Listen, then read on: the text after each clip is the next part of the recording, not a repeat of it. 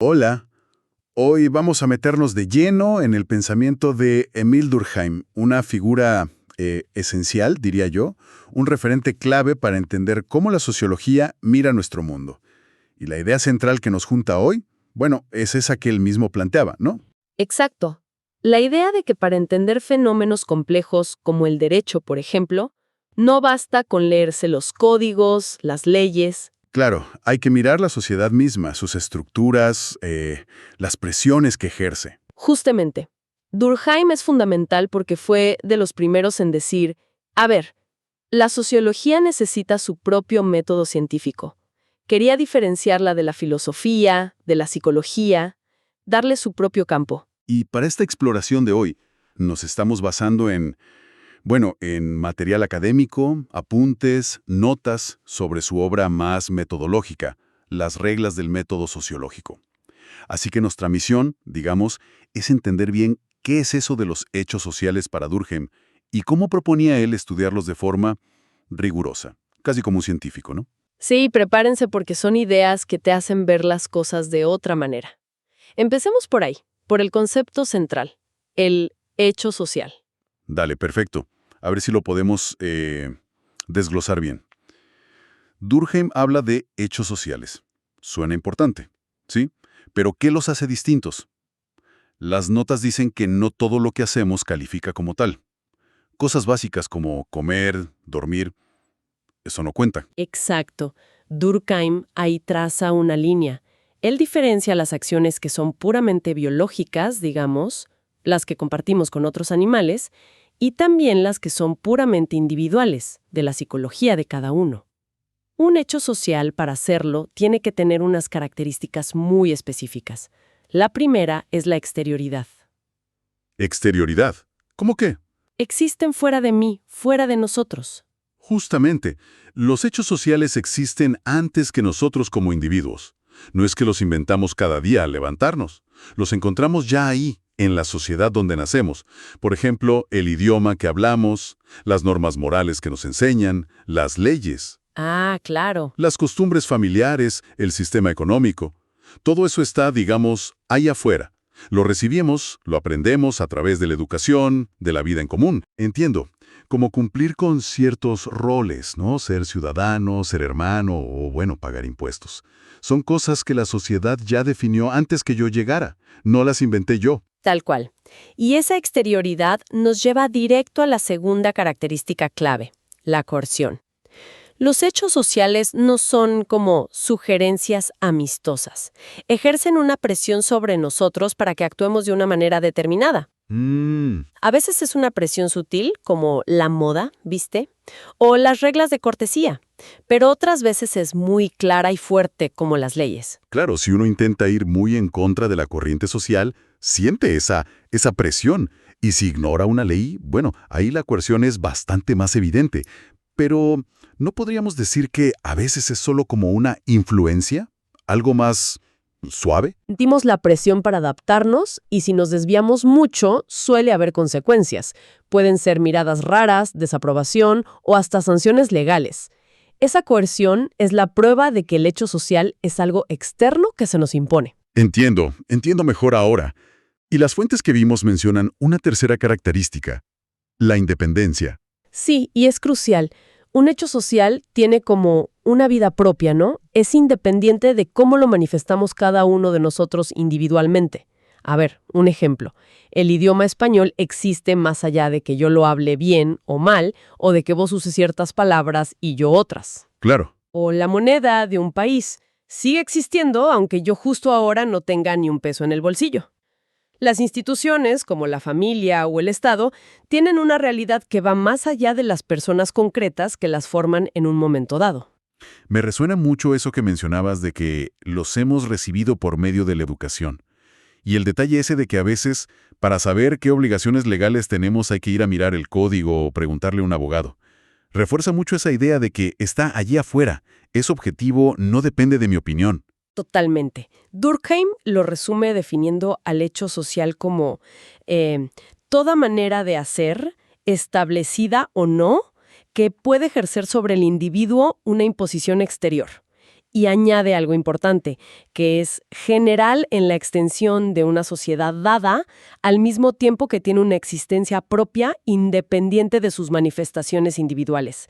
Es como el tejido social, invisible pero súper potente, que nos forma como seres sociales. Esa idea de una estructura que nos envuelve, que nos conecta, me hace acordar a esa metáfora que aparece en el material, la de Italo Calvino en Las ciudades invisibles. Es muy visual. Ah, sí, es una analogía que viene muy bien que mencionan las notas. En ese libro Marco Polo describe una ciudad, creo que Ercilia o Elia, donde las relaciones entre la gente están representadas por hilos de colores que van de casa en casa. Hilos amarillos para lo económico, rojos para lo familiar, azules para lo político. Qué buena imagen de ese tejido social del que hablabas, como un mapa visible de cómo estamos conectados. Claro. Y lo interesante es cómo sigue la reflexión, o lo que sugiere Calvino. Dice que la ciudad crece, las relaciones se multiplican y los hilos se vuelven una maraña tan densa, tan complicada, que la ciudad se vuelve inhabitable. La gente, agobiada, se termina yendo. Pero, ¿qué queda atrás? Según esa visión, lo que queda es la estructura misma de relaciones, esa red de hilos, vacía de gente, pero llena de las conexiones que hubo. Qué loco. O sea que si Durkheim llegara a esa ciudad abandonada, no le interesaría tanto saber por qué se fue Pedro o por qué se fue Ana. Exacto. Su foco no estaría en la psicología de los individuos que se fueron. Como dicen las fuentes, él propondría hacer una especie de arqueología sociológica. Así como un arqueólogo reconstruye cómo era la vida en Pompeya estudiando las ruinas, las calles, cómo estaban dispuestas las casas, los objetos que quedaron, o sea, las estructuras materiales. Ajá. Durkheim quería estudiar esas estructuras sociales que persisten, esas relaciones que están como codificadas en las normas, en las costumbres, en las instituciones. Los hechos sociales que duran más que los individuos concretos. Y aquí es donde para mí se pone súper interesante. Si estos hechos sociales son externos, nos presionan, tienen su propia vida. ¿Cómo hacemos para estudiarlos sin caer en la simple opinión, en el prejuicio? Supongo que para eso inventó sus famosas reglas del método sociológico, ¿no? ¿Cuál es la primera, la más importante? La regla número 1, la fundamental, y a veces la que más se malinterpreta, es considerar los hechos sociales como cosas. Como cosas. ¿Quiere decir que son objetos físicos que se pueden tocar? Suena raro si pensamos en la familia o en una ley. No exactamente como objetos físicos. Quiere decir que debemos abordarlos con la misma actitud mental que un científico, por ejemplo, un físico o un biólogo, adopta frente a su objeto de estudio. Significa tratarlos como datos, ¿viste? Data, en latín, lo que está dado. Como fenómenos que se nos presentan desde afuera, que se imponen a nuestra observación y que no podemos conocer simplemente pensando o por introspección. Hay que salir a observarlos. Ah, ya veo. Es un llamado fuerte a la objetividad. Ir de la observación de los fenómenos concretos, lo que la gente hace, las normas que de verdad siguen, las instituciones que existen, hacia las ideas, hacia las teorías. Y no al revés, que es lo que hacemos a menudo, ¿no? Partir de nuestras creencias. Las fuentes lo comparan con pasar de la alquimia a la química, o de la astrología a la astronomía. Es pasar de especular a hacer ciencia con evidencia. Exactamente. Durkheim era bastante crítico, incluso con figuras como Comte, otro padre de la sociología, porque sentía que Comte partía de ideas filosóficas muy grandes sobre el progreso humano en lugar de observar metódicamente las sociedades reales. Y las notas también dicen que cuestionaba ciertas leyes económicas como la de oferta y demanda, argumentando que a veces eran más bien construcciones lógicas sobre cómo deberían actuar las personas si fueran perfectamente racionales, y no tanto leyes descubiertas mirando cómo ocurren de verdad los intercambios y qué valores se manejan en la realidad. Entonces, cosa es como sinónimo de dato empírico, observable, externo a mi cabeza. Exacto. Y de esta regla principal, tratar los hechos sociales como cosas, se desprenden otras reglas o corolarios más prácticos que detallan las notas. El primero es clave: desechar sistemáticamente todas las prenociones. Esto es, bueno, requiere un esfuerzo consciente y constante del investigador para darse cuenta y dejar de lado sus propios prejuicios, sus ideas previas, sus juicios de valor sobre lo que está estudiando. Es lo que Francis Bacon llamaba los ídolos de la mente. Es como intentar sacarse unos anteojos de color que todos usamos sin darnos cuenta, para ver la realidad social más clara, ¿no? Es una buena forma de verlo, sí. Requiere una vigilancia constante sobre uno mismo. El segundo corolario B es definir rigurosamente el objeto de estudio. O sea, antes de empezar a investigar algo, hay que decir exactamente qué es lo que vamos a mirar, delimitarlo bien. Las notas mencionan que es recomendado usar definiciones claras, tipo Aristóteles, por género próximo y diferencia específica. Si vas a estudiar la familia, por ejemplo, tenés que aclarar si hablas del clan, de la tribu, de la familia nuclear moderna o de la patriarcal. El material daba un ejemplo muy claro de esto, describiendo una posible evolución de los grupos. Definían primero el clan, grupo basado en sangre, con un patriarca, a menudo nómades. Después la tribu, varios clanes juntos, o un consejo de ancianos, más asentados. Y finalmente el pueblo, más complejo, con un líder tipo rey, un consejo consultivo, territorio fijo. Definir cada etapa así permite estudiarlas y compararlas de forma científica. Exactamente, sin definiciones claras, la investigación se vuelve un caos. No sabes qué estás mirando ni si estás comparando cosas que realmente se pueden comparar. Y hay una tercera regla o corolario C, que tiene que ver con la objetividad, que también mencionan las notas. Desechar los datos sensibles. Y acá sensible se refiere a los datos que dependen demasiado de la impresión subjetiva personal del investigador. Hay que buscar indicadores lo más objetivos posibles, si se puede, cuantificables. Como diría Durkheim, según interpretan las fuentes, nada de a mí me parece que o yo siento que. La sociología busca patrones basados en evidencia observable. Bien clarísimo el plan metodológico. Tratar los hechos como datos de afuera, sacarse los prejuicios, definir bien y buscar ser objetivo. Pero hay otro concepto de Durkheim muy potente que aparece en el material. La diferencia entre lo normal y lo patológico en la sociedad.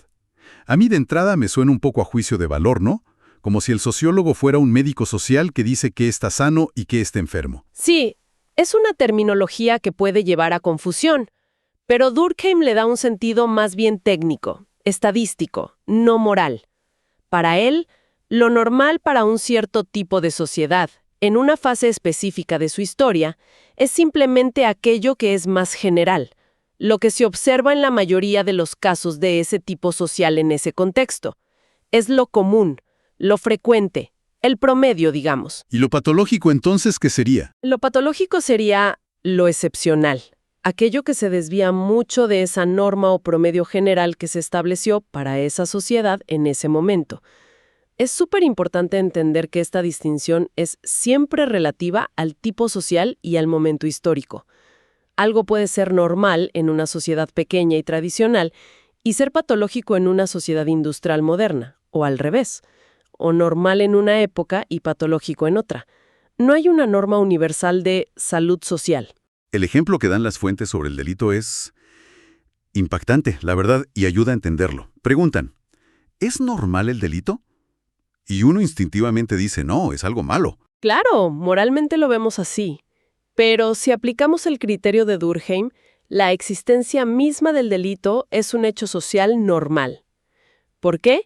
Porque, como dicen las fuentes citando a Durkheim, no hay sociedad conocida, en ninguna época, donde no haya existido alguna forma de delito.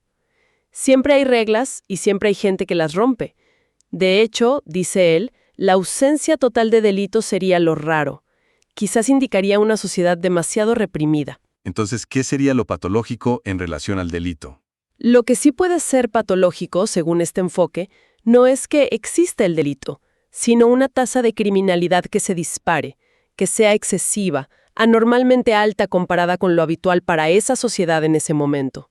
O también, como sugiere una de las fuentes, que aparezca o aumente mucho un tipo específico de delito como síntoma de que algo no anda bien en la organización social. Daban el ejemplo de los secuestros express durante la crisis del Corralito en Argentina. El robo existió siempre, normal en su existencia, pero esa modalidad puntual se multiplicó en ese contexto de crisis, potencialmente patológico por su frecuencia e intensidad en ese momento. Exacto. La normalidad o patología de la tasa o la forma del delito depende de las condiciones generales de vida de esa sociedad. Otro ejemplo clásico que Durkheim estudió muchísimo es el suicidio. Su libro El suicidio es justamente un modelo de cómo aplicó su método. Las notas también lo traen a colación, sí. El suicidio, como fenómeno social, existe en todas las sociedades, por lo tanto, su mera existencia es normal, en el sentido de Durkheim. Ahora, una tasa de suicidio que sea anormalmente alta en un país, o en una región, o en un grupo social específico, las fuentes mencionan a Japón como un caso estudiado por altas tasas ligadas a factores como la presión por el éxito. Eso sí podría considerarse patológico en su frecuencia para ese contexto. Y Durkheim buscaría la explicación no en la psicología de cada individuo que se suicidó, sino en factores sociales colectivos. El nivel de integración social, la anomia, esa falta de normas claras, etc. Siempre buscando explicaciones sociológicas basadas en datos observables. Fascinante, la verdad. Entonces, si juntamos todo esto, ¿cuál es la relevancia hoy? ¿Por qué seguir hablando de Durkheim, de hechos sociales, de tratarlos como cosas, de normal y patológico? ¿Qué nos aporta para entender la sociedad actual y, bueno, el derecho en particular? Yo creo que lo más valioso es que Durkheim nos dejó como una caja de herramientas conceptuales y una mirada metodológica para ir más allá de las explicaciones fáciles, las individualistas o psicológicas, a las que estamos tan acostumbrados. Nos obliga a reconocer que existen estructuras sociales, corrientes colectivas, que tienen un poder real y nos moldean, muchas veces sin que nos demos cuenta. Nos exige buscar evidencia, definir bien de qué hablamos y poner los fenómenos sociales en su contexto histórico. Y para el derecho específicamente, ¿cuál sería la conexión más directa, la implicación de usar esta mirada? La implicación es enorme. Nos lleva a entender que las leyes, los códigos, las decisiones de los jueces no son cosas abstractas que existen en el aire. Son en sí mismos hechos sociales. Nacen de una sociedad concreta, reflejan sus valores, sus conflictos, sus relaciones de poder. Pero al mismo tiempo, una vez que existen, ejercen esa coerción externa de la que hablaba Durkheim. Moldean cómo nos comportamos, cómo nos relacionamos. Claro. Entonces, para entender el derecho cómo funciona de verdad, en la práctica, y qué efectos tiene en la sociedad, no alcanza con leer la ley. Es fundamental entender la sociedad que la crea, que la interpreta y que la vive. Hay que estudiar sus hechos sociales, normales, y detectar los patológicos que quizás la ley intenta arreglar, o que a veces hasta la misma ley puede generar sin querer. Queda clarísimo. En resumen, los hechos sociales son esas formas de actuar, pensar y sentir que están fuera nuestro, que nos presionan. Y Durkheim nos dice, estúdianlos como si fueran cosas. Observen objetivamente, definan con precisión, dejen los prejuicios afuera y analicen qué es lo común, normal y qué es lo raro, patológico, para esa sociedad puntual en ese momento. Exactamente. Y todo este análisis, esta forma de ver la relación entre el individuo y la sociedad, nos deja picando una pregunta importante, ¿no? Para seguir pensando. Si estamos tan moldeados por estas estructuras sociales, por estos hechos externos y coercitivos que Durkheim describió tan bien, ¿qué espacio real nos queda para nuestra propia agencia, para nuestra libertad individual? Buena pregunta. ¿Cuánta libertad tenemos realmente para ir en contra de esas corrientes? Para innovar, para cambiar las estructuras. ¿Somos principalmente marionetas movidas por esos hilos invisibles de la sociedad, como en la metáfora de Calvino? ¿O todavía nos queda un margen importante como actores capaces de cambiar las reglas del juego? Una idea fuerte para darle una vuelta, sin duda. Como bien decía el material que nos inspiró hoy, el derecho no vive solo en los libros, sino en la sociedad que los escribe, los interpreta y sobre todo los vive cada día. Muchísimas gracias por acompañarnos en esta exploración del pensamiento de Durkheim. Hasta la próxima.